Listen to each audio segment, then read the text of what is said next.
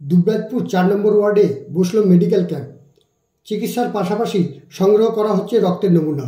জেলা স্বাস্থ্য দপ্তর সূত্রে খবর, জেলায় ডেঙ্গুর প্রকোপ সবচেয়ে বেশি দুবরাজপুরে।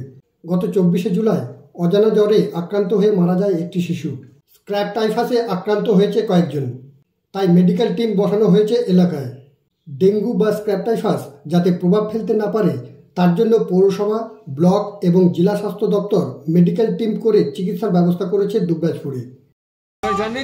যখন বলছিল যে এগুলো ব্যথা করছে মা, এখন বলছে এরকম না, বলেন তো শুধু জ্বর আসছে, শুধু জ্বর আসছে, আমার মাথায় ব্যথা করছিল, এটা মাথা ব্যথা করছে, মাথা ব্যথা এইটা শুধু সারাদিনে একবার, এই দুবার, এইটা রাত্রে সবার সময় আর কাছে কাল থেকে মাছ বলে দিল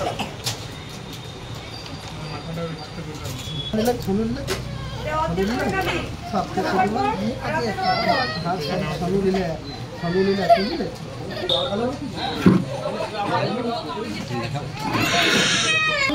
জায়গাটা খুব কনজেস্টেড।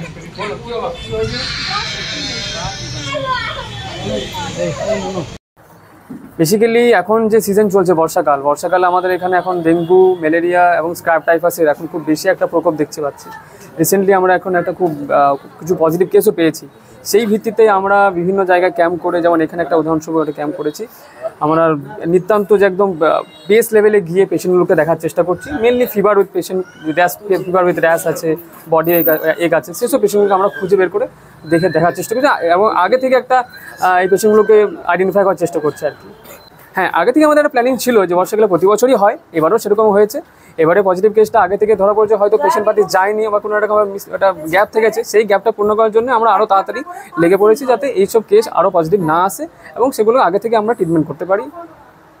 এই পেশেন্ট আমি মোটামুটি এখন যা পেশেন্ট দেখেছি তার মধ্যে অনেক ৫-৬টা পেশেন্টের আমি উপসর্গ পেয়েছি, সেগুলো স্যাম্পেল নেওয়া হয়েছে এবং সেগুলো পজিটিভ হলে আমরা অবশ্যই সেগুলো আরও তাড়াতাড়ি স্টেপ নেব এবং সেটাকে আরও ফার্দার ট্রিটমেন্ট করার সুস্থ করে তুলবো পেশেন্টগুলোকে।